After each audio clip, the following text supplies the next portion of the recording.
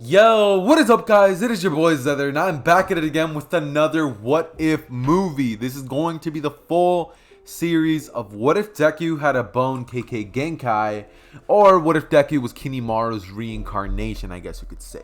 Now, before the video gets started, I just have to give a huge shout out to Prokariyotic, seeing as he was actually the one who actually gave me, well, the idea as well as the commission to do this entire What If series. If you guys want to find out more about that, I'm going to be dropping a video explaining what I mean by commission and stuff like that later on. But with that being said, I really don't want to waste your guys' time. This story is going to be amazing. It's going to have its highs, its lows. It's going to be a little bit more on the darker side, but I hope you guys still enjoy it nonetheless. That being said though, guys, go get your snacks, get seated, and enjoy the What If.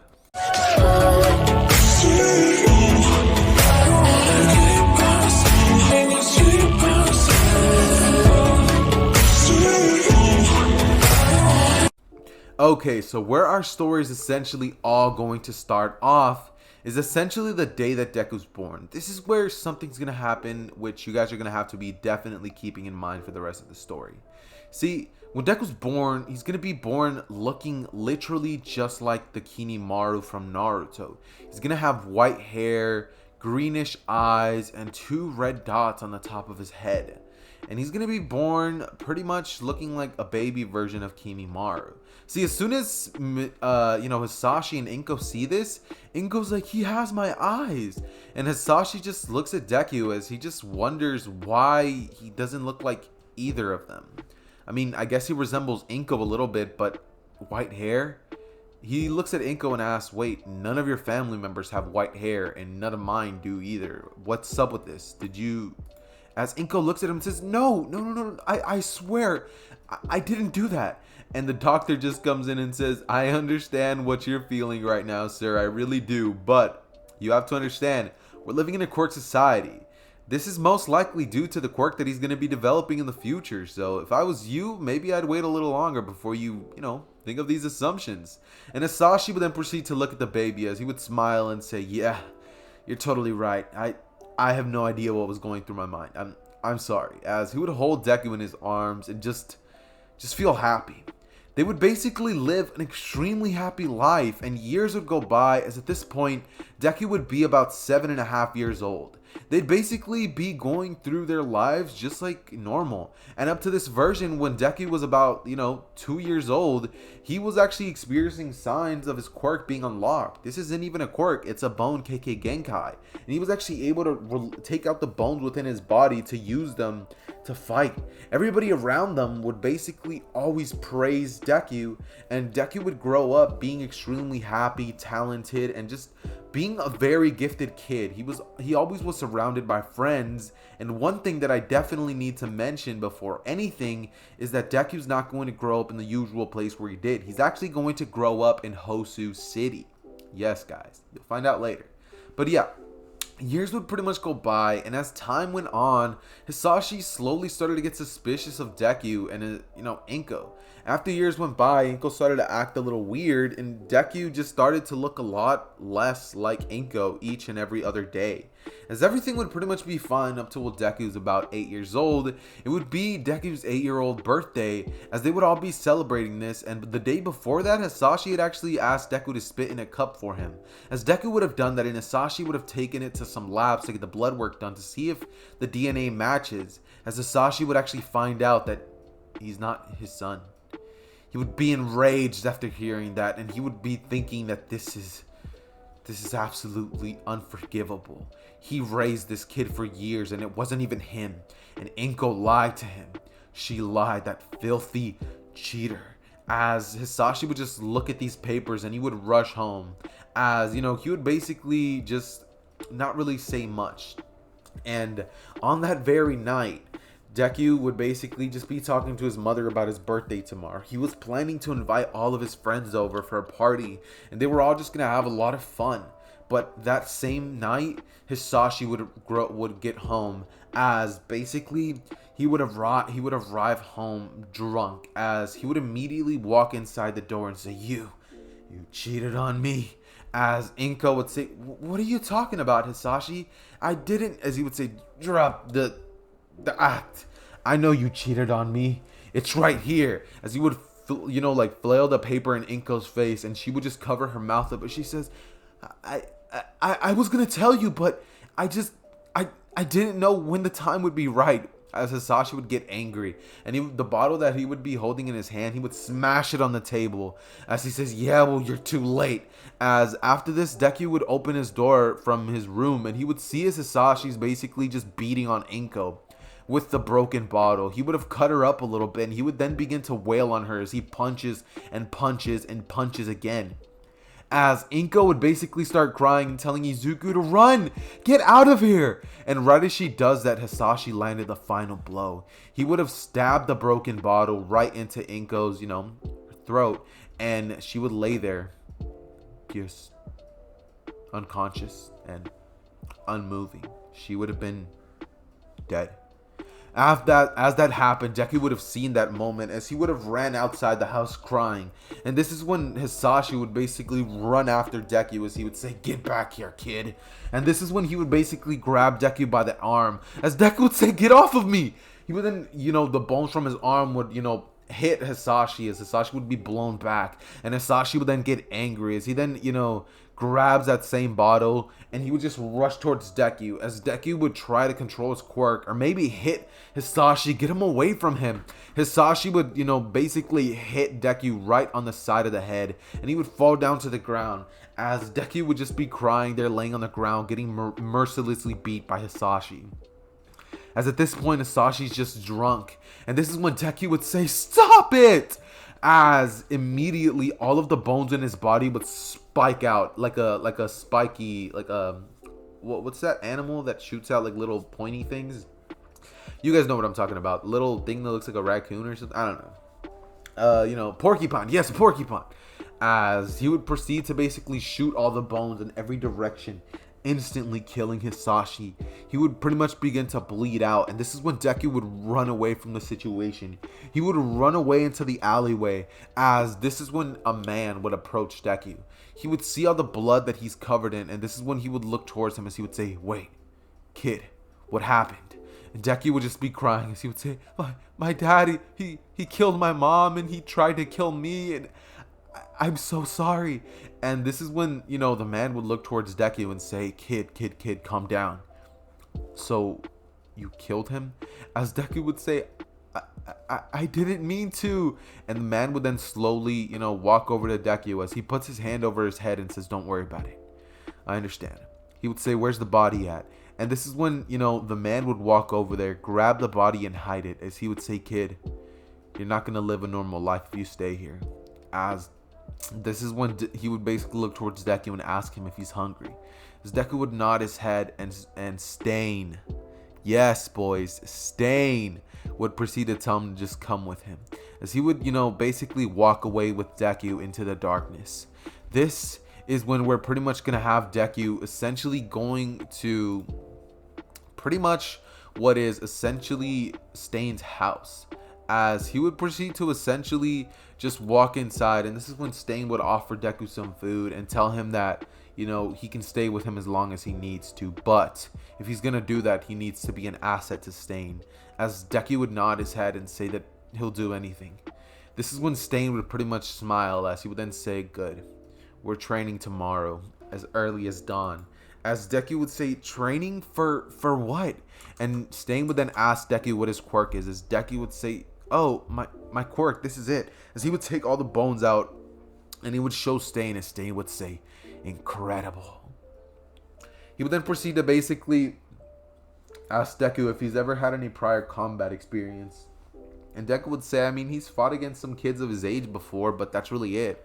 And that was only because he was trying to protect some other kids. As Stain would say, you have a heroic heart, I see. As he would say, I like that. And this is when he would proceed to basically wrap his arm around Deku and say, well, training starts tomorrow, as I said. You can sleep on the couch right there, eat as much food as you want, but make sure to be ready for tomorrow. As Deku would nod his head and say, alright. As the whole night, Deku would just be crying the entire time, thinking back to what had just happened. As the very next day, Stain would look towards Deku and see his eyes all puffy and red, as he would say, kid, crying's not going to bring them back. You have to get past it. I know.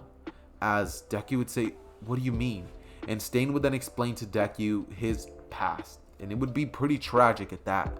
As Stain would say that his parents were actually killed by a hero, or a fake hero, who stopped the fake villain. He basically incarcerated somebody who wasn't even doing anything wrong, and he just made the entire situation up, blaming his parents for having these dangerous quirks and being villains.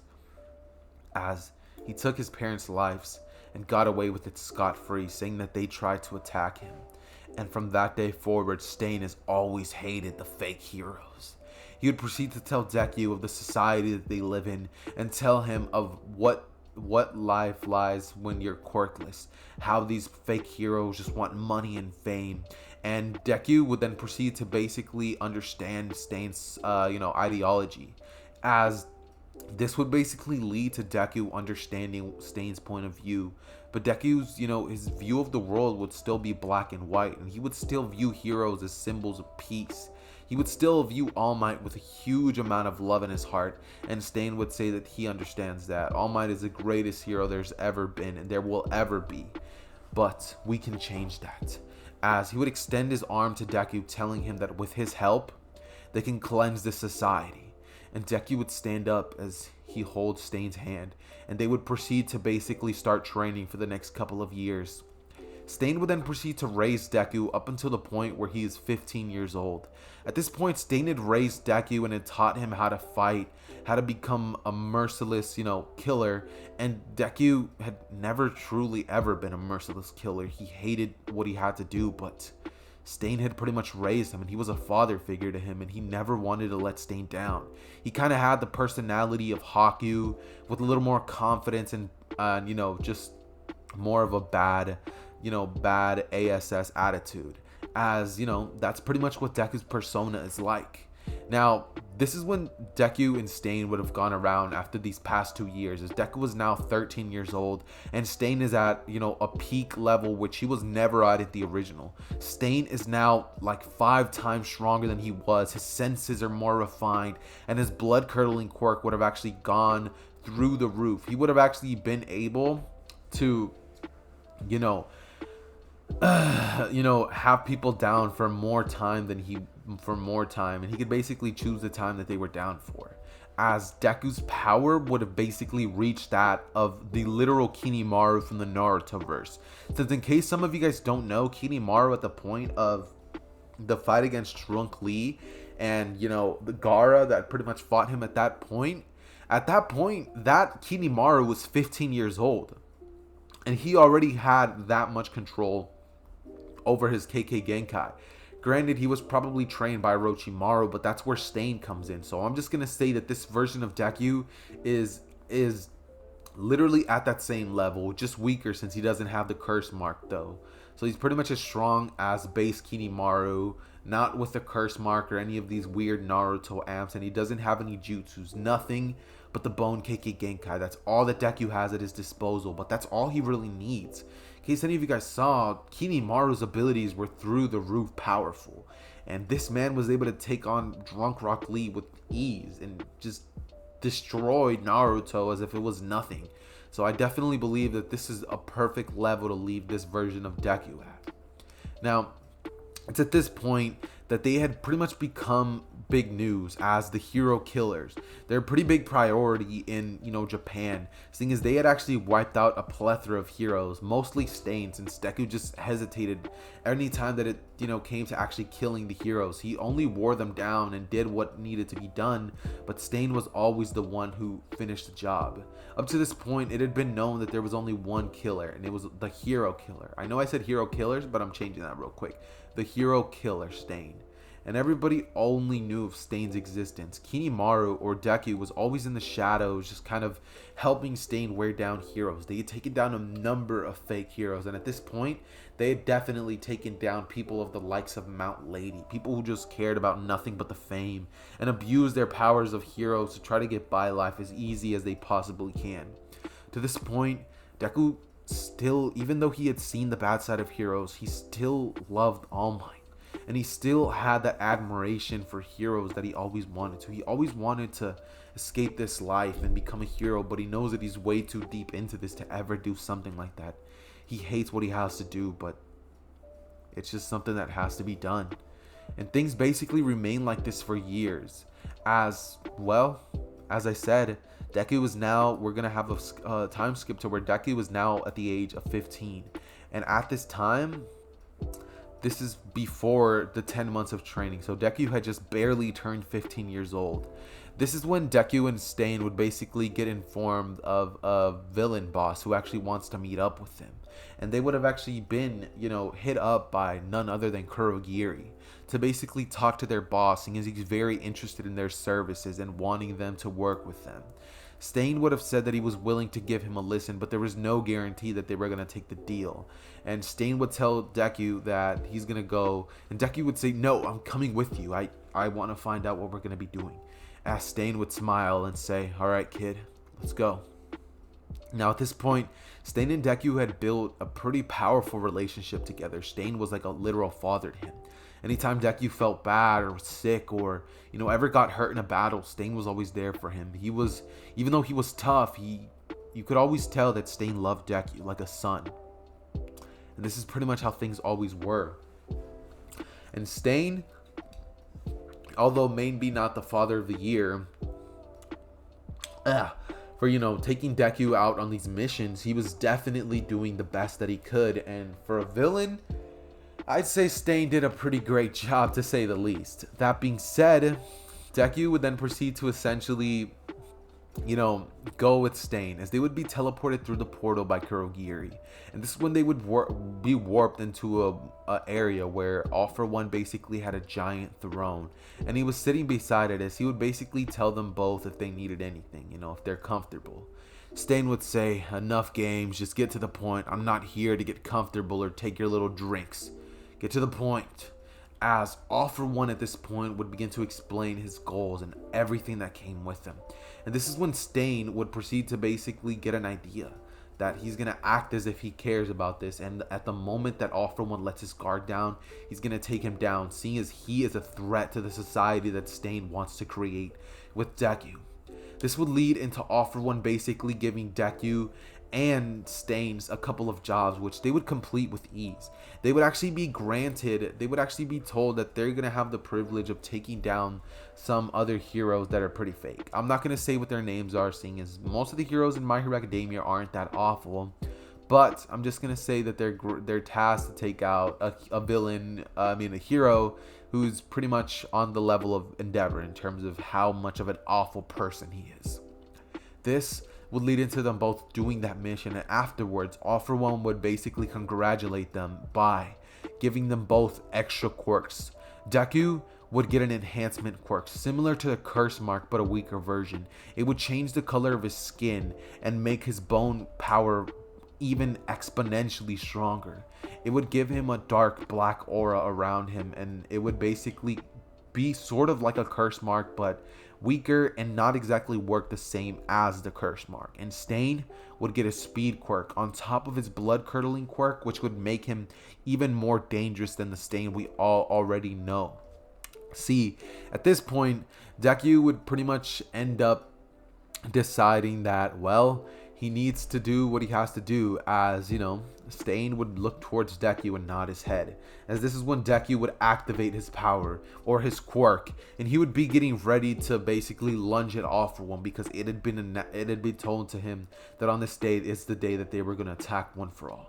And it's at this point where Stain would blitz at All For One and try to take him down as fast as he physically could. And he would lunge at him, trying to slash at All For One, as he would create a barrier between them both. And he would basically smile, saying that they're dumb. They could have been right by his side in the new society that he was going to create. They could have been gods among men, but instead they chose to defy him, as he would proceed to activate all of the quirks that he had gained up to this point. And this is when they would get into a battle which they were on the back foot the entire time. Deku and Stain would try their absolute hardest to try to keep up with All For One, but all these powerful quirks, these wind attacks, these lightning, the wind, the fire, the water quirks, the teleportation, it was way too much for them to handle. All For One would have a quirk similar to that of Stain's speed, meaning that he could keep up with him, and he would definitely be able to hold his own behind with the battle between Stain and Deku. And this is when Stain would realize that this battle is not going to be won, as he would look towards Deku and slowly tell him that he has to get out of here. There's not going to be any hope for them to win this battle, and even though he may die today, he can't let Deku die. He just can't do it. Deku means everything to him, and if Deku was to lose his life here, he would have failed Deku in every way, in every form of the word, as Deku would look towards Stain and tell him that he's not going to do that. But this is when Stain would basically look at Deku with a glare that would shake Deku to his core, as he would say, "Go now!" As Deku would immediately just look at Stain, as Stain would be trying his absolute hardest to keep All For One away from Deku. And it's at this point where Deku pretty much decides that, well, if these are his last words, then he's going to basically have to do it. As Deku would say that, start going away, but right before he can, Deku would immediately just say he can't do it, as he would blitz back over there and be on Stain's side, as they would both be trying to take down All For One, both landing blows after blows, but All For One would just be regenerating after each and every hit, and Stain would almost land an attack with the blood curdling quirk, but All For One would be able to block that attack, as he would send them both flying. And this is when Deku would basically be greeted to the sight of Stain having a giant black tendril go straight through Stain's neck, as it would kill him on sight, and Stain's body would go limp. As Deku would see what had just happened, he would immediately be overwhelmed with rage, which cannot be quelled, as he would try to basically blitz at All For One, activating that quirk of his, but it wouldn't quite be enough. All For One would blast Deku miles away from there, and he would presume that Deku's dead. I mean, nobody would have been able to survive that attack. But Deku would have just barely been able to survive, landing on a rooftop and crashing at the top, as Deku would spend the next 2 days basically just healing unconsciously. As Deku would wake up a couple of days later, and he would then look at himself, as he can remember everything, as he would say, "No, no, Stain, please be alive." As he would go back to that location, but All For One would have been gone, and he would have immediately switched bases, as to not let the heroes get any signals as to where he is. As it's at this point that Deku would just remember what Stain told him. And his last words, he told him to live his life, as he sacrificed himself, telling Deku to become a hero just like he always wanted to be. He knows his heart was never truly in the cause, but he was glad to just be able to be by Deku, seeing as he had always made him smile, and he made him feel half human. As Deku was able to, just hear these words over and over in his mind, tears would just run down his face, as he would begin to say, I will. As it's at this point that Deku would pretty much look at Stain and just be there, as Stain's body would pretty much just be, in his mind. He wouldn't actually be looking at Stain, by the way. It's more of a metaphor, I guess you could say. But he would just see Stain's image in his mind, as, there's nothing going through his mind but just these words and what had just previously happened right now. As this is when Deku would pretty much proceed to essentially look up at the sky, as he would clench his fist and say, "I'll do it, Stain. I'm going to do exactly what you told me to." As Deku would decide that he's going to become a hero just as he always wanted to, but he would then realize that there's no way he's going to be able to do it. He never went to an actual school. He doesn't have an identity, which is actually in the books. It's believed that he's dead at this point. And this is when Deku would decide that he's pretty much going to change his name and create a fake identity.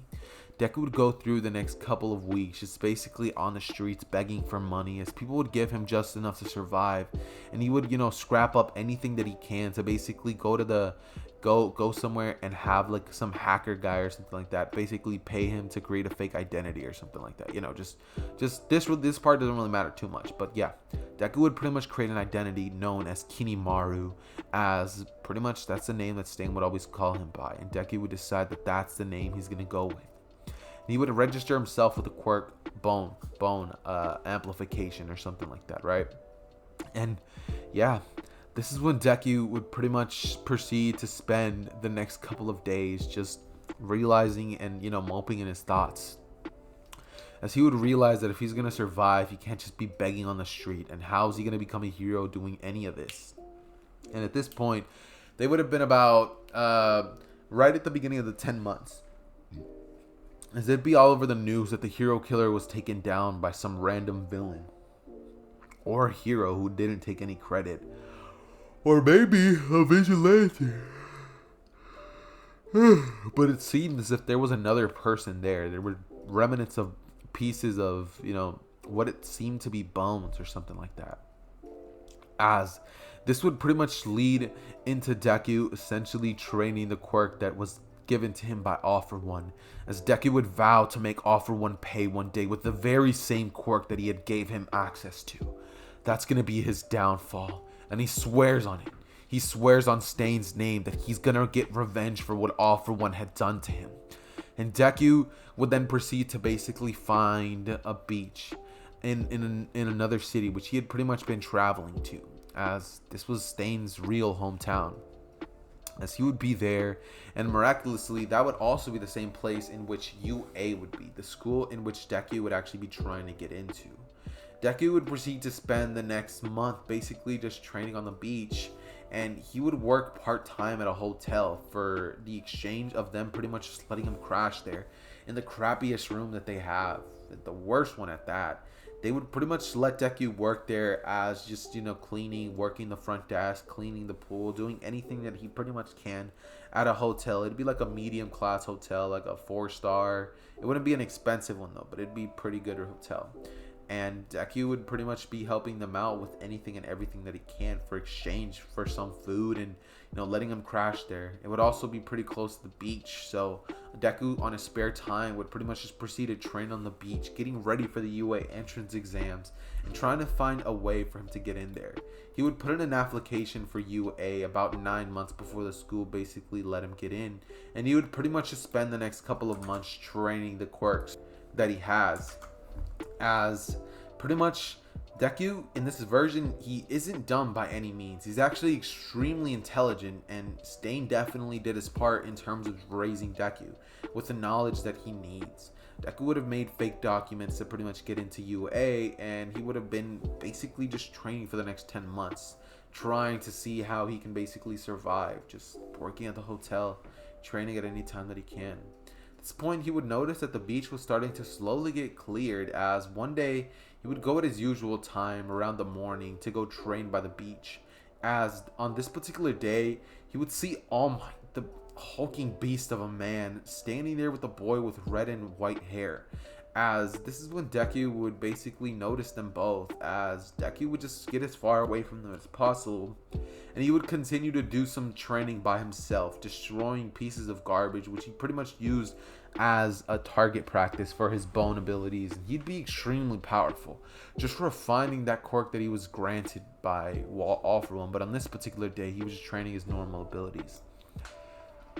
It's on this day where Deku would proceed to pretty much meet Todoroki, as Todoroki had been blown away by one of All Might's smashes, as they were pretty much doing combat training after Todoroki had cleaned like 1/4 of the beach. It had been about 1 month, and seeing as he actually does have a quirk, he did it relatively faster than the original. So this is when Todoroki would get flying off, and Deku would meet Todoroki, as well as All Might. As All Might would basically ask him what he's doing here, and Deku would just say that he's training to try to get into UA. As All Might would say, to get into UA, I see. So, what are you training? What's your quirk, kid? As Deku would explain to him that he has a bone quirk, or it's called bone enhancement. As, All Might would pretty much just hear that and say, wow, that's pretty interesting quirk. He'd say, how does it work? How about you spar with my student here? As Deku would say, you have like a disciple? As he said, I thought you worked alone, All Might. As All Might would say, no, I'm training him. He has a lot of potential, and I'm training this kid to become someone just like me someday. As Deku would look towards Todoroki, look him up and down, and just smile, saying, hey, my name's Kimimaru. As Todoroki would look straight at Deku and just say, name's Todoroki. He'd say, you ready? As Deku would say, sure. And this one, Todoroki would shoot a huge amount of ice straight at Deku. And Deku would just use his bone pieces to basically break each and every single piece of the ice. Just cutting away at it, chipping each and every single piece of ice. As Deku would, pretty much blitz Todoroki. And with one fell swoop of the leg, Todoroki would fall. As in midair, Deku would grab him by the throat, slamming him down with a very, threatening and very dangerous fighting style. Would slam Todoroki down as Todoroki would get absolutely destroyed by Deku. Deku would then say, you need a lot more improvement. You definitely need to be more aware of your surroundings. Also, don't underestimate people in the way you just did. As this would pretty much continue for about a month, until one day when All Might basically wanted to give Deku something. He would follow Deku to basically see what Deku was going to. He would see that Deku was pretty much getting a key and just proceed to get out a mop as he would come out from a little room. And this is when All Might would ask him what he's doing here. As Deku would say that he works part-time here in exchange for letting him sleep here. As All Might would ask him what about his parents, and Deku would just say that he doesn't have any. As this is when All Might would find out about Deku's living situation. He would tell Deku that he's not going to have one of his students basically just working here and not putting in all his efforts to try to get into UA. As he would tell Deku that if he trains his hardest and helps Todoroki with his training, he can crash with him as long as he needs to. As Deku would smile brightly, and he would then say that he would very much love that. As Deku would move in with All Might free of charge, and Todoroki and Deku would pretty much get recommendations to get into UA, as they were both pretty much doing great things. They were going on to basically train together and have some combat together the entire time that they were pretty much together. They had been doing some great things, to say the least, and at this point they were both leading up to be some great friends at this point. As things were just getting better and better for Deku. His life seemed to be turning around and nothing was really getting in the way of it. Deku would have been smiling for the first time in a while, and he would have actually gotten to know Todoroki a little better than All Might did, seeing as they were closer than Todoroki was to All Might. Deku would find out about Todoroki's, the reason that he chose to be All Might's successor, and Deku would tell Todoroki that if he doesn't want this to create a problem later on, he should probably tell All Might this before it's too late. So Todoroki would, agree with this, and he would then tell All Might about the reason that he chose this, who his father is, and All Might would just say he knew about his father, but he never knew about this. Oh my God, sometimes your boy just need to breathe. Which would lead into All Might basically just saying that he's happy he told him the truth before anything else could have happened, as Todoroki would say that he's sorry, but that at this point he doesn't view things like that. He really views his All Might as like a second father and a second chance to be better than what he could have been without this power. As All Might would smile towards Todoroki, saying that he's a good kid after all, and they would then proceed to spend the next couple of months just training for the recommendation exams, which they're both actually going to be holding. Deku and Todoroki would take the recommendations exams, and they would both do relatively fine. In terms of the other side of things, people like Bakugo or Araka would be having their stuff, and Bakugo would get the hero points for saving Araka, seeing as he didn't view it as heroic nature, he just viewed it as that's probably a way to get some extra points. As he would have definitely done that, and yeah, Deku would definitely, and Todoroki, pass that easy entrance exam. Leading into both of them telling All Might all this, and they would both pretty much go to school the very next day, as this is their first day of UA, as they would both walk in through the door, and immediately, as soon as they both walk in, all of the UA girls would look towards their direction. Momo would have a particular interest towards Todoroki, and the rest of the girls would be staring at Deku, with Deku just pretty much ignoring them, seeing as he doesn't really care about that type of stuff. And in case you guys are wondering, this is going to be a Deku which isn't going to have a ship. I don't feel like doing a ship this time, and I just want to focus mainly on the story instead of on the studying, which I know you guys are going to miss it. I'm going to miss it too, but let's have Deku have a break for once. Come on now. This man's had a tough life. He deserves it. Anyways, that being said though, they would arrive to class, and well, essentially things would pretty much be normal.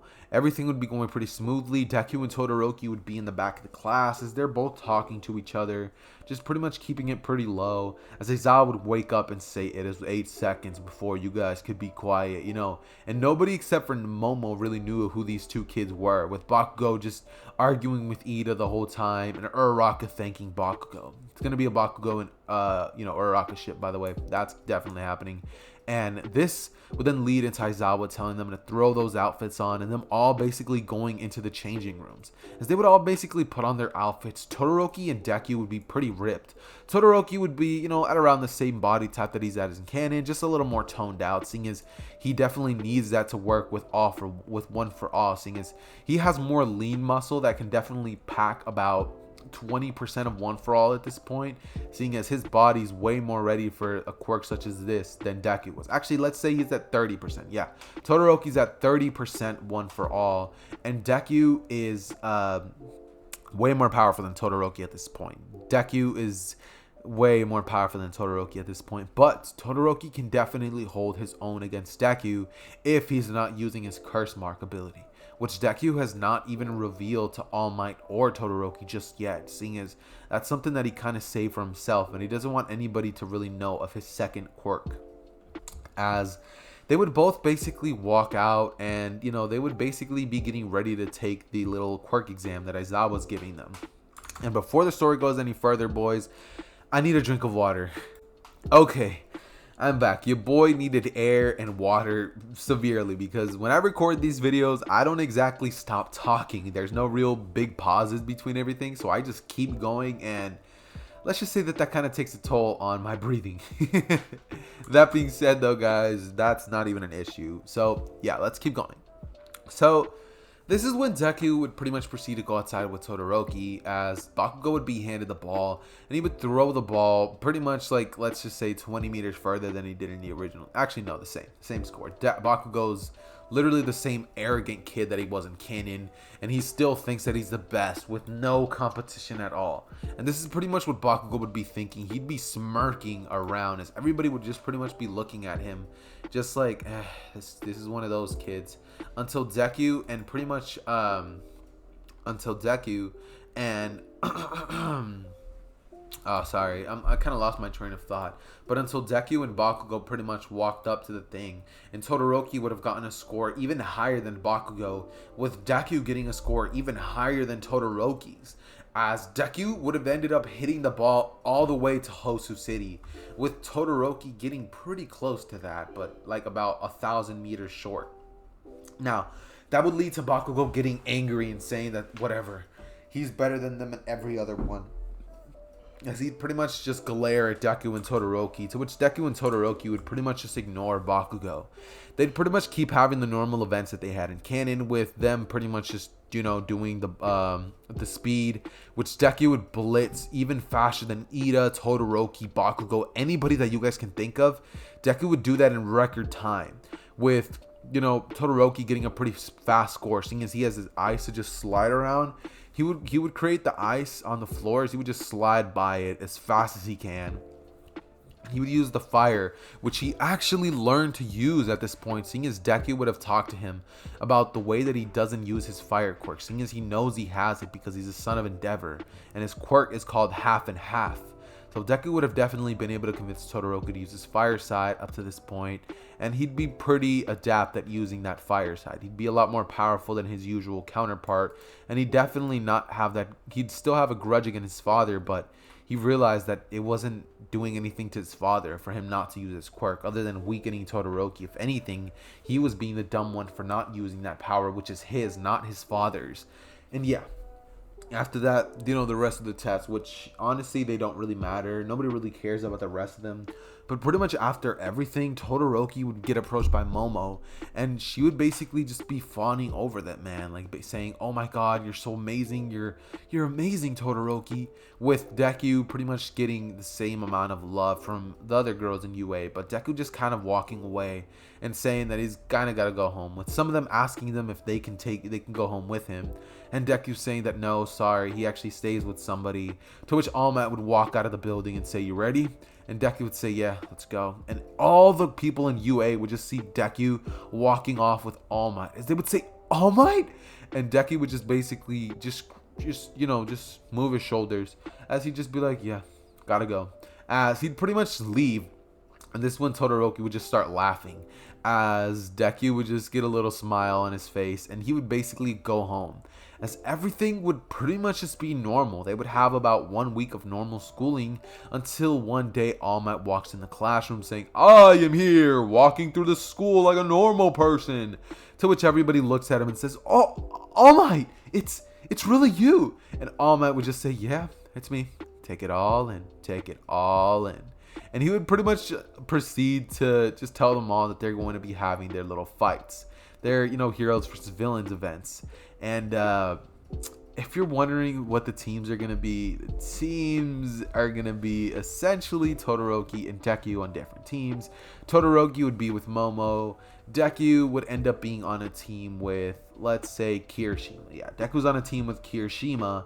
And after Kirishima sees Deku's quirk, he would definitely immediately have a huge liking towards Deku, seeing as they both have a quirk which can allow them to pretty much harden themselves. Kirishima would ask Deku to fist bump him as hard as he can, and they would both pretty much just smile after seeing that their quirks are actually kind of similar. Deku would take an immediate liking towards Kirishima, and their opponents would be Bakugo and Ida. In terms of Deku's costume, he'd pretty much be wearing exactly what you guys see in the thumbnail. He'd wear the Kinimaru outfit as his hero costume, seeing as that's pretty simple to him, and that's something that he wore with Stain. He just switched it up a little bit as to not cause any suspicion. Even though nobody really knew of his existence with Stain, he had to be sure that nobody knew. For sure. That being said, however,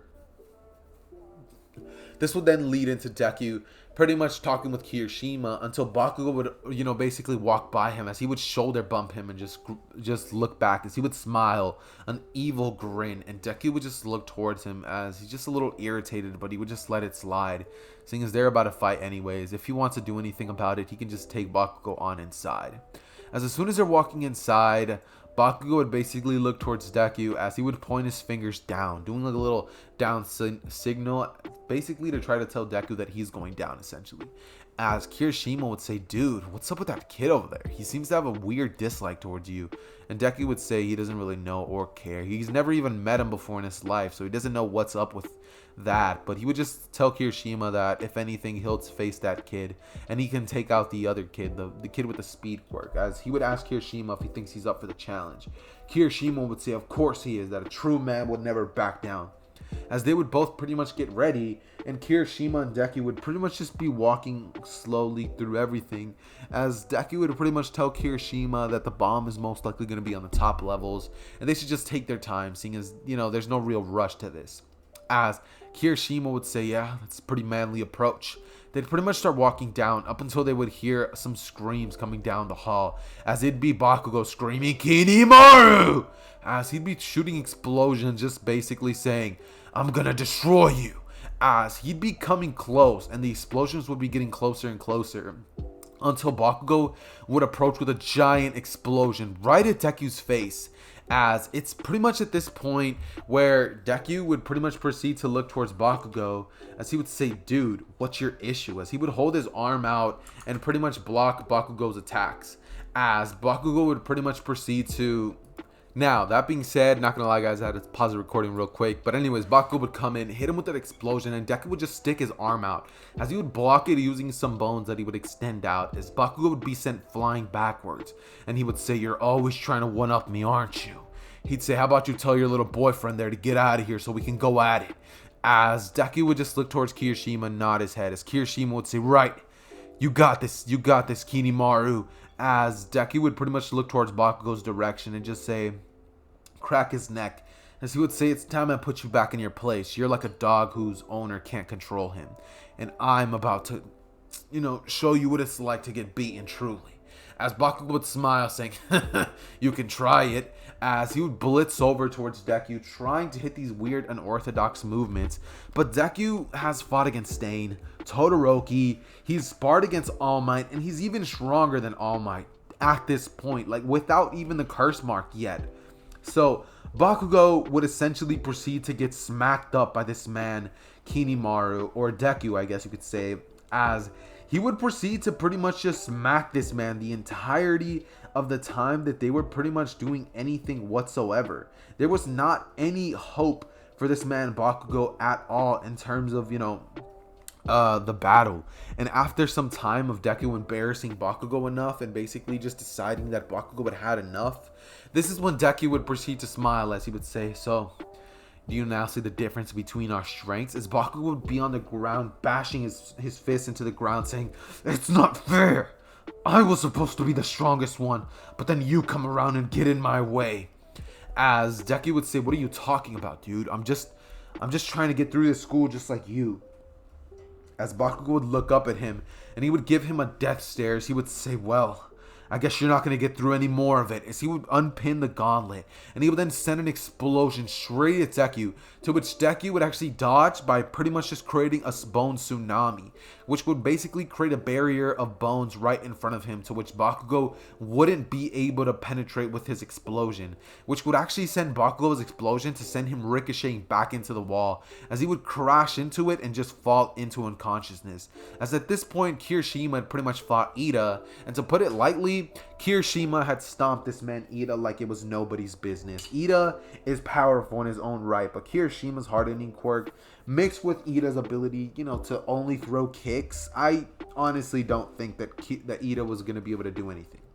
And the battle would have pretty much just been Kirishima rushing straight towards the bomb and touching it before Ida could even get the chance to do a thing. Ida would have, of course, tried to blitz around the room, but after seeing that, Kirishima was not letting up, he would decide to put it down and just take down Kirishima, as Kirishima would have, of course, decided that, enough was enough, as he would basically fight against Ida. And that would pretty much wrap up the heroes versus villains stuff, as, there was not really much that they could pretty much do, as, that's pretty much that. And yeah, as at this point, everything was pretty much going by relatively smoothly, I guess you could say. Yeah, it's going by relatively smoothly. As, pretty much, this is when we would then lead into... That's when it would pretty much lead into Todoroki's matches. And that man would pretty much just go through all of this as pretty much as easy as it gets. He would go through and all of these events, and it would all just be pretty much light work to him, as he would defeat everybody. And this is when Deku would pretty much just go home with All Might at the end of the day, and All Might would ask him if he doesn't think he went a little too hard on that Katsuki kid, and Deku would say that if it was anybody else who got hit by the explosion, they might have died to that thing. As All Might would say that that's a pretty fair point. He'd pretty much say that he's going to talk to Bakugo the very next day. As Deku would say, yeah, that kid definitely needs a talking to. He has some sort of weird god complex. He doesn't know what it's like to take a beating just yet. As he would say, I'm guessing that that's the first time he ever lost anybody. As All Might would pretty much just begin to laugh, as he would say, that kid might have potential, but if he continues to go down this path, he may just very well become a villain instead of a hero. As Deku would just say, well, all it takes is some good mentorship. And All Might would then look towards him as he would say, you're right. As they'd pretty much go home, and we're essentially just going to have a little bit of a time skip to the day of the USJ. Seeing as, well, there's really not much that they could pretty much do, seeing as the USJ pretty much just started, and, well, they're all pretty much just on the bus, as there's really not much to cover here, as, usual stuff. USJ would be happening. They're all on the bus talking about who the strongest is, and Suyu and everybody's just pretty much debating whether it's Todoroki or Deku. Todoroki or Deku were pretty much just not paying any attention to this, as Bakugo was in the back just pretty much flirting it up with Uraraka, with Todoroki having Momo on his side, seeing as she has not left this man alone. And Todoroki was slowly, he's not gonna lie, he was slowly getting some feelings from Momo. As Deku was pretty much noticing this, he would pretty much just congratulate this man Todoroki for finding the one so soon. As Todoroki would just, shoulder bump him and say, hey, calm down. I don't know about all that. You need to chill out. As Deku would say, oh yeah, whatever. Chill out. Yeah, whatever. And, Todoroki would just begin to laugh as, they'd pretty much just be outside of the USJ, as Aizawa would tell them all to get into a file. Ida would tell them all what to do, and as soon as they would walk inside, everything would be normal. 13 would be giving a speech, and Deku would feel really no presence since no villains had been teleported inside just yet. But this is when Deku would feel a presence that seemed so familiar to him, as a purple mist would appear out of nowhere after appearing countless amount of times around different areas. Deku would have definitely noticed it, and as soon as he sees that purple mist, something within him would snap. As soon as he sees that, he would say, "It's you." As he'd say, "Tell me where All For One is." As immediately he would activate his curse mark like quirk. Not actual curse mark, but something similar. As Todoroki would see Deku doing this, and he would say, "What? I didn't know he'd do that." With Aizawa basically telling Deku to stop right there, that he's not allowed to fight these villains. And Deku would just be going on an absolute rampage. Nobody even got teleported away just yet. And Todoroki would basically just decide that if he's going to fight against heroes, he's definitely going to have to. With Bakugo, Kirishima just jumping down there and proceeding to go to their different sections, as they would all handle a bunch of villains in their respective own right. Bakugo and Kirishima would go off to handle some on their own, and the rest of everybody else who doesn't really like to brawl with villains pretty much stayed behind. Pretty much meaning everyone else who's a sissy, I guess you could say. As they would all essentially just walk away and be like, "Get out of the building." As it'd be Aizawa 13 who are pretty much handling a couple of the other villains. 13 would have used her quirk to pretty much just warp a couple of villains away, and she would have been forced to. She didn't want to have to do that, but they forced her hand. As a lot of the villains were getting taken down slowly, but as this is happening, Deku would be just obliterating this man Kurogiri, sorry, not Shigaraki, but Kurogiri, as Kurogiri was pretty much just saying, "I can't tell you that." Just teleporting away from Deku, just basically saying, "You're ruining the plan," as he would get angry and try to teleport Deku away. But as soon as he does that, Deku would appear in front of his face, as his eyes would be glowing a yellow color. And he would slash at Kurogiri, pretty much killing him instantly on sight, as Kurogiri's little metal piece would be destroyed and slashed in half. Because I don't know what that is, but I'm pretty sure it's vital to Kurogiri's existence, and yeah, if that gets destroyed, pretty sure, yeah, this man's gonna also get destroyed. That being said, though, Deku would then proceed to essentially destroy that, as he would then proceed to rampage around, as he would then lock his eyes on the leader, that being Shigaraki, as at this point, Shigaraki had already had the Nomu by his side, as he would say, "Interesting, Nomu, take that kid out." As the Nomu would blitz towards Deku and punch him, as Deku would hold his bones out to block the hit and just absorb the damage, as Deku would then pretty much flip behind the Nomu, as he would stab straight into it, and the bones would then pretty much go inside the Nomu's body. As the bones would then start to basically control Nomu from the inside, Nomu would basically be, worthless. He wouldn't be able to listen to any of Shigaraki's commands, as Deku in an instant would pretty much, hold his hand out, as he would shove more and more bones inside of, the Nomu's body. As he would then proceed to make the Nomu explode from the inside out. The Nomu's pieces would be, thrown everywhere, as the Nomu would pretty much be done, seeing as the brain was completely obliterated, and Deku would then proceed to walk up to Shigaraki. As at this point that Todoroki had seen that Deku was not okay in his head, as he would have basically been rushing over to his friend's aid, trying to help him snap out of it, as Deku instantly would have shot a bunch of bone fragments straight at Shigaraki, and pretty much just taken his arms out of commission. His arms would have been stabbed with countless amounts of bones, and Deku would then start slashing at Shigaraki, just beating on this man mercilessly. There was absolutely no way that Shigaraki was going to weasel his way out of this one, and since Kurogiri is already down for the count, there was no way that Shigaraki was going to get out of this situation.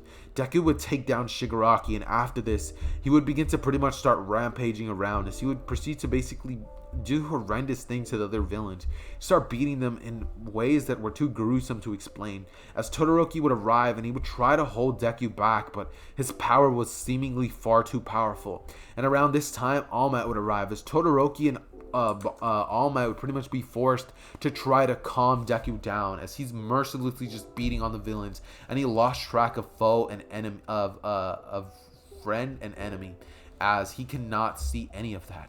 And until All Might and Todoroki basically find out that the best way to stop him was to basically try to get him to snap back, they would both barely, after minutes of them both getting beat on by Deku, and All Might realizing just how powerful this kid is, he's even more powerful than himself. He's pretty sure even his prime self could have not defeated him at this stage.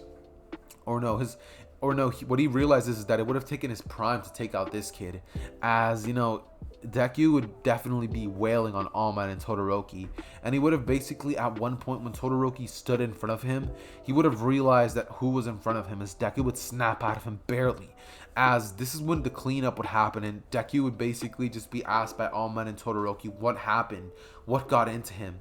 Deku would immediately run away from there, and he would pretty much go straight to All Might's house, as this is when All Might would pretty much just decide that he's going to talk to him and tell Todoroki not to worry about it. He'll help his friend, or find out why that happened to him. As Todoroki would say, he understands and that, he's going to basically just listen to All Might. As All Might would basically go home, and he would basically leave Deku alone with nothing but his thoughts for the next 4 days. As Deku would be thinking about the things that he had done.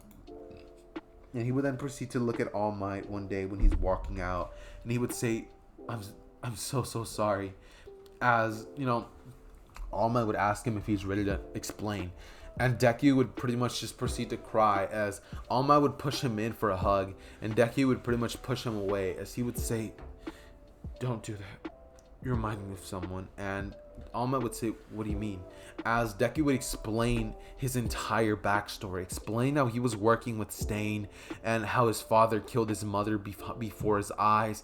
He was almost killed by his own father. He was raised by Stain, by the hero killer, before he was taken out by this guy by the name of All For One. And that, he had pretty much vowed to take him down, as All Might would take all of this in, and he would realize that All For One had pretty much ruined this kid's chances. After this, All Might would get a little angry, but Deku would then explain to All Might that, he had never actually killed anybody yet, as All Might would say that that's good. There still may be hope for him to save him if this word ever gets out. As All Might would pretty much tell Deku that he promises to keep the secret for Deku if Deku promises to control himself and one day take out All For One with the help of Todoroki and himself. If he gets to that, if worst comes to worst. As Deku agrees, and this is when he would spend the next couple of days pretty much just going back to normal. As on the very last day, Todoroki and Deku would hang out, and Deku would basically snap back into his reality. As it's here where, Bakugo gives a speech. He says he's gonna win, and he would declare war on Todoroki and Deku, or Kinimaru Deku. As, it's in the race that Deku pretty much just claps everyone. Deku, he destroys everyone. And in terms of the cavalry battle, it'd pretty much just be Momo, Todoroki, Deku, and let's see, who should we use? Who else would be great for this, little part? I guess we could also throw Kirishima in there, seeing as he's pretty good friends with Deku at this point. So that's pretty much the team for the cavalry battle. They would all pretty much get set up, and this is when Deku would create a thick layer of bones around them, like a prison around them. As Kirishima would say, that's not very manly though. And Deku would say that, is it not manly to save your energy for, other portions? What if we have to fight each other later on? As Kirishima would say that that's true, that he has a pretty good point, that he's sorry for questioning his methods. And Todoroki, after hearing this, would say that he's going to do the same thing, creating another layer of ice and bones to protect them, which would lead into an impenetrable shield that Bakugo would be trying to break into, seeing as Deku had the 1,000,000-point headband. Yeah.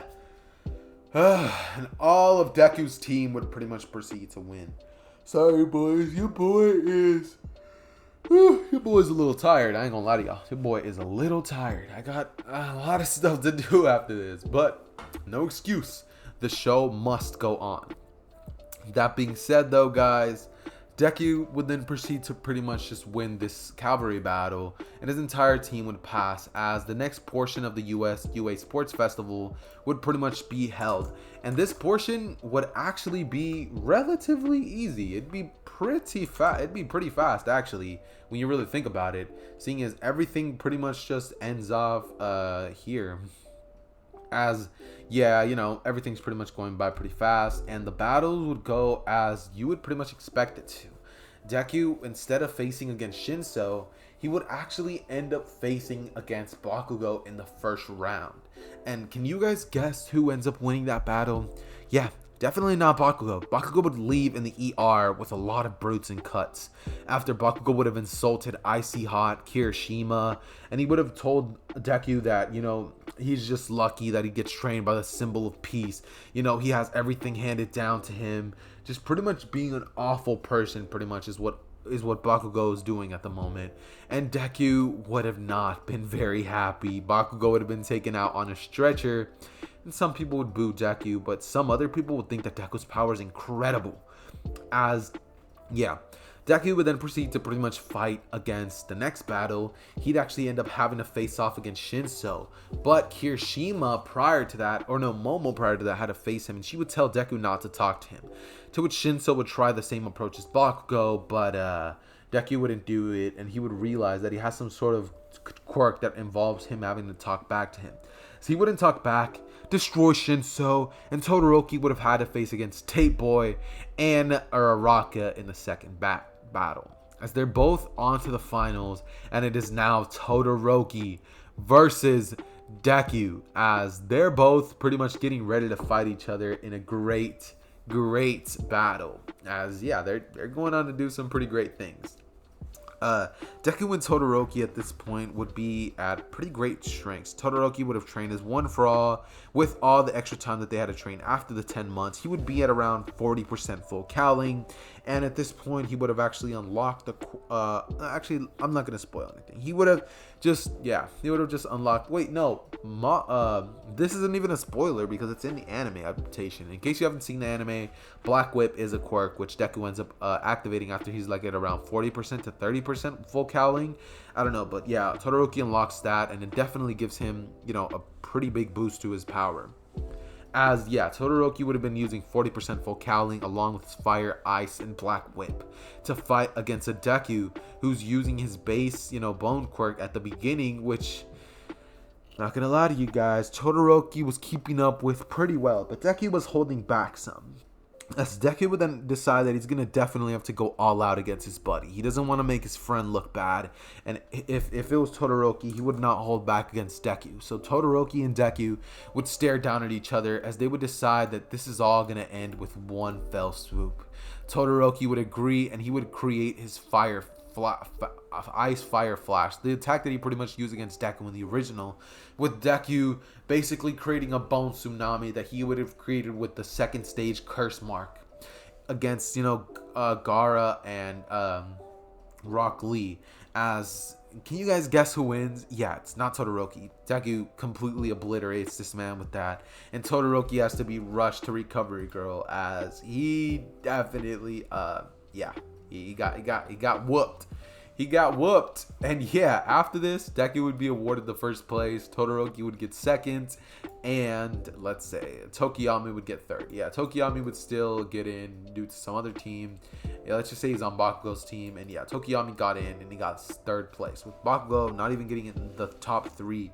So people were kind of making jokes about him about, oh, I'm going to win. Especially someone like Monoma would definitely be laughing at Bakugo's expense. That's just the type of thing Monoma does. And Monoma will always be Monoma. Always being such a little prick. Anyways, that being said though, we are now going to be moving on to them all pretty much going back to class, as they would all be told that they have to pick their hero names as well as internships.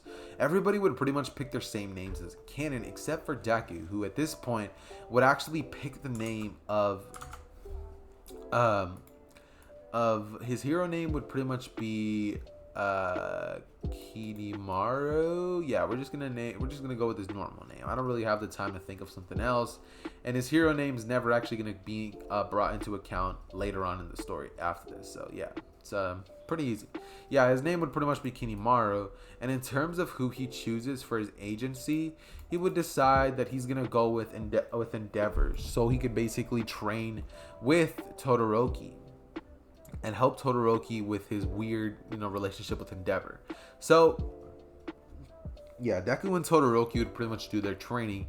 And in the middle of their training, as soon as they would arrive, Endeavor would walk up to Deku as he would say that the only reason he's here is because he's a good motivation to his son. So he needs to stay out of his way and just help his son become as strong as he possibly can. Seeing as he doesn't care if he won that last battle, someday Todoroki's going to be the #1 hero.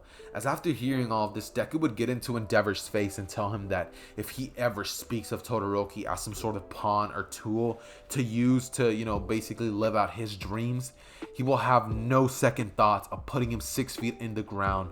And Endeavor would feel the aura which is coming off of Deku. As Deku would activate his quirk, as that's happening, Todoroki would walk in the room and he would ask what's going on, as Deku would say it was nothing, as he would walk away. And Endeavor would pretty much just train Todoroki and Deku, seeing as he couldn't really teach Deku much or Todoroki.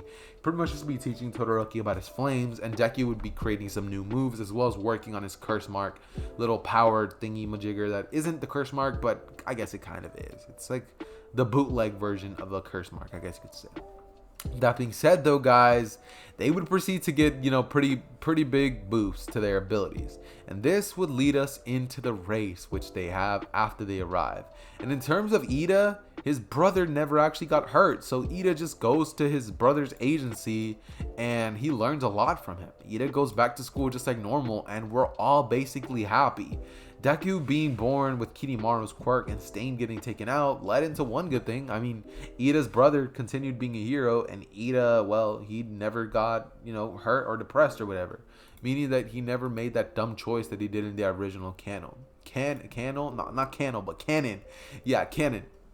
Which will now miraculously lead us into the finals. Yes, boys, the finals. Yes, I know you guys have all been waiting for the final, seeing as that. Come on now. This is what you all want, right? Right? Anyways, pretty much the finals, and yeah, they're at this point in the story. And well, let's just say that Deku pretty much is trained, and in terms of the teams that they're going to be having, it's going to be Bakugo and Deku versus All Might against All Might. And in terms of the exam, nobody cares about that. Like, let's be honest, you guys are not here to hear about how Deku passes the exam and something like that. Come on now, nobody cares about that. So Deku passes just because, he's a main character, plot armor. Yeah. That being said, though, Deku, of course, passes that. And after this, we would then basically have the battle with All Might and Deku taking place. As All Might and Bakugo, Deku and Bakugo would be on some pretty bad, they'd be on a pretty bad foot. They'd get off to a really awful start, and Bakugo would just say that he needs to stay out of his way, seeing as he doesn't care how powerful he is, he can take on All Might all by himself. And that, it doesn't matter what his plan is, he's not going to listen to him. After he embarrassed him in the sports festival, as Deku would look at Bakugo and say, "Hey, I didn't embarrass you, you embarrassed yourself." As Bakugo would just say, "Ugh," and just say, "Whatever." As he'd pretty much walk off in his own direction, leading to Bakugo getting single-handedly stomped by All Might. And this would then lead into All Might and Deku having an amazing battle. Deku would activate his curse mark ability thingy, and All Might would activate his full power, all for one. Full one for all, not all for one, but one for all. Oh my god, I'm tired again. Anyways, yeah, Deku would proceed to pretty much just get into a battle. See, as soon as the battle starts, All Might would, rush towards Deku as he would throw a punch, to which Deku would block with the bones. He would then proceed to basically spin on the ground as he sweeps All Might's leg, trying to hit him with that same attack that he got Todoroki with. But All Might would punch the air, flicking himself away from that area. And he would then do a backflip as he would land, and he would then rush towards Deku as he would throw a barrage of punches towards Deku's direction. But Deku would then proceed to pretty much dodge each and every single one of the attacks, and All Might would then throw an United States of Smash punch, to which Deku would just create a barrier of bones in the way. As All Might would go behind Deku, and he would then be ready to throw a punch straight at Deku. But it would then be physically clear that All Might was about to punch like a little statue of bone of Deku, which he had left behind, as as a distraction, and Deku would appear behind All Might as he would unleash his strongest attack. His rib cage, his literal rib cage, would rip right out of his body as he would throw it towards All Might, and it would begin to crush him slowly right next to his injury, as All Might would just say he gives up, and he would put the handcuffs on All Might and tie him up with the tape.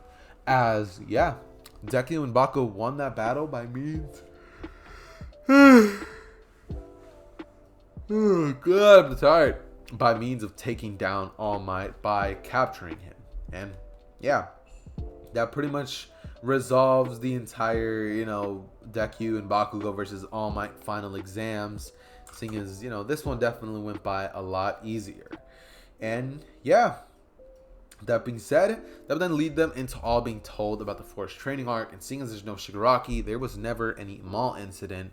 So this would then just lead us into all of them pretty much getting on the bus, and All Might would then have to sign the waivers for Deku to be allowed to go.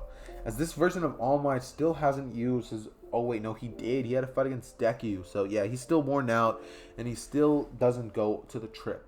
As everybody pretty much just takes the bus, they would all be having a blast. They'd all be having fun, just pretty much talking to each other, having a pretty fun time in the bus until they would arrive at their destination. And Aizawa would tell them all that, they thought they were going to get assistance with it. Absolutely not. Nope, no assistance. There will be none of that. Assistance? What? That doesn't exist in his vocabulary. But no, that's pretty much what would happen there. And they would all be thrown down on the ground, to which Deku would pretty much use tell Todoroki to create a little wall for them to all pretty much slide down. As he would create an ice slide, and they would all pretty much slide down, as they would have fun. But as soon as they get to the bottom, they'd realize there's no water waiting for them, so they're definitely gonna need a little hurt. So they would all land there, and they would all get scratches and scrapes from the dirt and the trees, and they all would have smashed into each other. But after this, they would all pretty much just clear the entire thing in under an hour. In under 1 hour from the original timeline time. The thing is, Deku and Todoroki definitely stayed behind to help with people like Hiroshima and stuff like that, seeing as they were all pretty cool. So, that being said, they would all arrive, to which this kid Koda pretty much tried to punch Deku in his, his baby maker, but Deku proceeded to create a layer of bones there, as Koda's hand would break. It would break as soon as he punches that, because he punched it with full force and the full intent to hurt this man and destroy the family jewels. Come on now, you can't do that to Deku. It's immoral. Come on now, you don't do that to Deku. That's just blatantly mean. Anyways, that being said though, this would pretty much lead into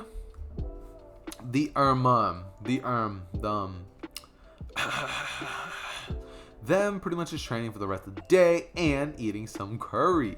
As they'd have a pretty normal day that day, and the very next day they'd all be essentially just having a great day. They'd all be training, and it's until the end of the day where they're all pretty much just eating their bowls of curry, where Deku sees Koda walk off. And as I said, they would all be pretty much enjoying themselves a little curry, as Deku would notice that Koda pretty much had gone off on his own, and he looked a little sad.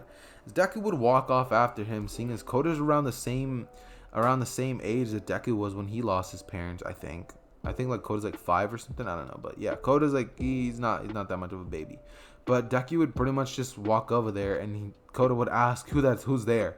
As Deku would say, it's me, kid. And Koda would say, get away, you fake hero. As after hearing that, he would think back to Stain, and as soon as he does that, he would get a little angry at Koda, but he would then remember why he's there.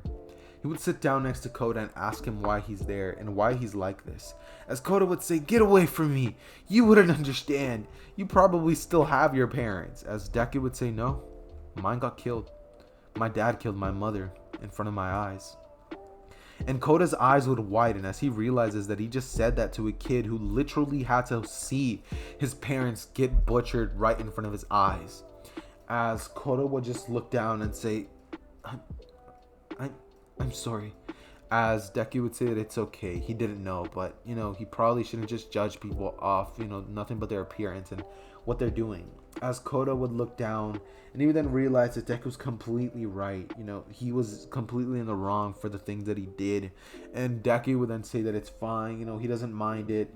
He's just a kid after all. How would he know about all this stuff?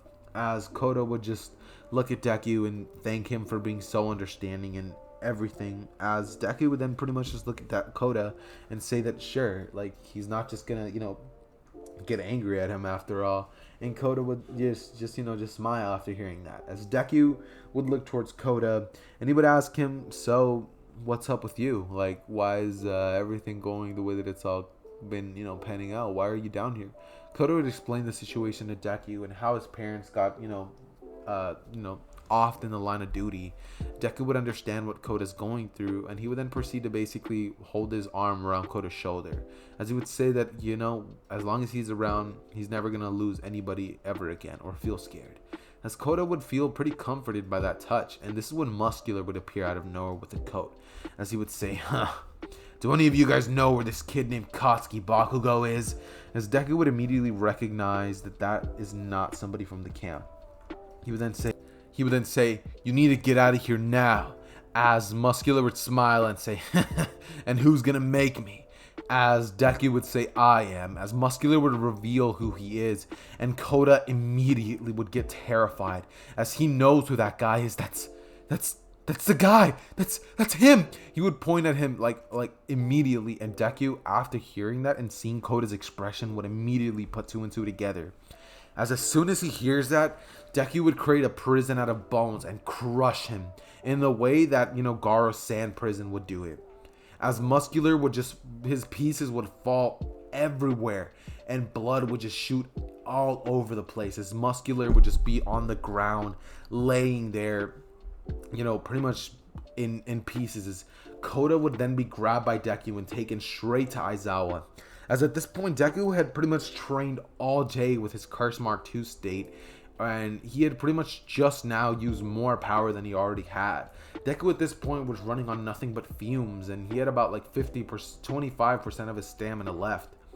Not what he usually, would particularly like to fight with, but he would then rush into the forest and he would look for Bakugo and Todoroki to check that they're fine. He trusts Todoroki's fine, but that Bakugo kid's so weak he probably can't even defend himself.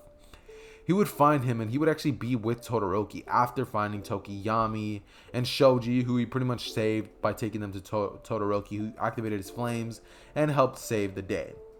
That being said, though, however, this would pretty much lead into Moonfish getting taken down, and they would all pretty much rush as they would find Uraraka and Toga, and everybody would pretty much just be meeting up with each other, as Uraraka would say, wait, you mean Bakugo isn't with us? As Deku would say, what do you mean? Bakugo's right, as he would realize what had happened, and he would immediately realize that this attack was definitely planned by somebody. And, all the members such as Dabi, Toga, Twice, Spinner, they wouldn't be there. Instead, they would be replaced with other villains that they ended up getting after that. Some petty thieves. And it'd be kind of similar to the original attack. But there'd actually be one extra person present. As soon as they're running through the forest, Deku would immediately sense a presence that he has not sensed since that day. The one who opened the portal and led them to where they are was All For One himself. And it is after this happens that Deku would immediately he would say, Todoroki, tell everybody that I'm gonna take down this guy right here. As Todoroki would say, what guy? Deku would point in a direction and he would say that he can't try to stop him. He has to do this by himself. He was the guy who pretty much took down his father figure and changed everything. As immediately Deku would pretty much look towards Todoroki and say that he knows he can trust him if anything goes wrong, to pretty much continue his dreams through himself. As Todoroki would nod and he would say, but can you promise me something? Deku would say, what is it? Todoroki would say, make sure you win that battle. As Deku would give him a thumbs up and he would immediately start running over to All For One. As All For One, as soon as he sees him, he would immediately recognize him and he would say, kid, it's you. Looks like you survived that attack. That was supposed to take you out, but I guess since I didn't do that job right, I'm gonna have to take you down now since you've always been a pest in my side. as he would immediately get enraged as he remembers that there was some kid who took everyone down, like Shigaraki in the Gnome, and he would say there was no one else but you who could have done that. As he'd say that All Might is definitely weaker than you at this point. And Deku would then look towards All For One as he would say that that doesn't matter now. All that matters is that he's going to avenge Stain, and this ends tonight. As he would look towards All For One, and he would then start basically blitzing as fast as he physically can towards that direction. As you know, this would then basically lead into Deku, rushing towards All For One as he would begin to basically activate his curse mark state. He would begin to throw as many attacks as he possibly can, with All For One just pretty much flicking his hand around and keeping up with Deku, as this battle would pretty much be the most intense thing that Deku has ever done in his life.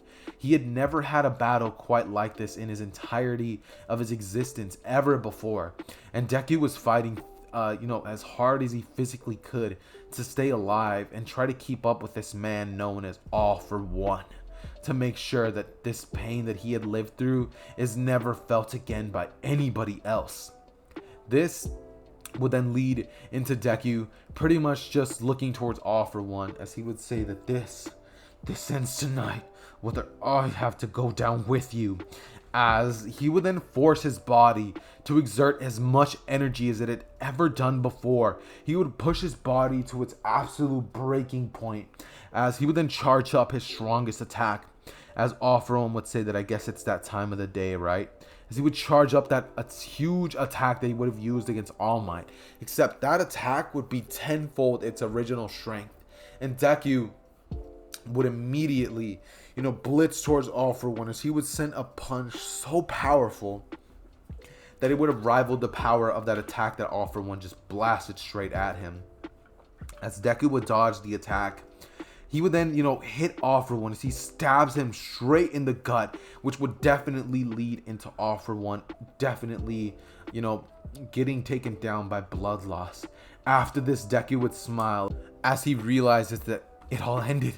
He's finally gonna do it, as he would reel his arm back to land the final attack on his throat, just in the same way that he had taken down Stain. He would charge up 3 sharp bones right between his knuckles in a Wolverine fashion, as he would slash at All For One, as right as he does that, All For One's fingers would slam some tendrils right in the same area that he took off Stain with, as All For One would smile as he would cough out some blood himself. And Deku and All For One would both be standing there, as Deku would just say and All For One would then proceed to smile as he would say, looks like and for both of us. And they would both fall straight onto the ground, as Deku would just be standing there with the attack, as every single part of his life would just flash before his eyes. He would smile, thinking that he's finally going to get to see Stain again if he ends up going to the same place that Deku will. As this is where the story ends. This is what I believe would happen if Deku had a bone Kekkie Genkai, or more specifically, was Kinemura's reincarnation. That's pretty much the reason that Deku has that ability. So, yeah. This is what would happen. And in terms of the rest of the story of how everything else ends, Todoroki would have actually been able to overhaul, seeing as, even though Todoroki's not exactly the most OP character in the world, I think he could definitely take out All For One. And, the backlash of Deku's, his demise would lead into Todoroki basically handling it and becoming stronger, gaining a mastery of 100%. Or no, 60% by the time that he faces Overhaul, and being able to actually defeat him with the Liberation Army stuff happening after, and just basically getting handled by people like Endeavor and Hawks, and Todoroki on his second year of being in UA. And yeah, that's pretty much how this story is all going to end. A little different than my usual ones, but this is just perfect. Come on now, Kinemura, his demise was in battle. So I was going to go down the happy route, but I was just come on now. I have to come on, I have to pay some tribute to Kinemaro. And since I wasn't about to give this version of Deku no disease, I decided that instead I would just have him fall to All For One as he finally accomplishes that goal that he had done.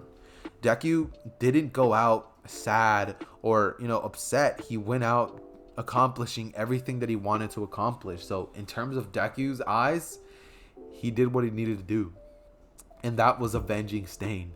But yeah, if you guys enjoyed this story, make sure to go down below and hit that subscribe button. And seeing as your boy's trying to hit that 20K by the end of the year, as well as hit that like button if you love the story. Trust me, guys, it helps more than you. Oh, my video playing in the background, my bad. But yeah, like I said, if you guys can please leave a like, that helps more than you guys know. It helps push the video out in the algorithm, and it helps other what if watchers just like yourself basically stumble by this what if and watch it themselves, seeing as y'all don't want to be selfish, right? Come on, hit that like button, do me that favor, as well as share this with a friend, share it with another friend. And before I go, one more quick shout out to my boy to my boy who actually ended up doing this commission what if. You guys make sure to go down below and thank Prokariyotic, as he was actually the one who requested this to be the commission what if he wanted to do like a Kinemaro Deku, and I hope I delivered for you, man. I appreciate you. And yeah, with that being said though, guys, it has been your boy Zether. You guys know it. I love you guys so much, and I appreciate you guys every day. But with that being said though, guys, it has been your boy Zether, and I am out. Peace.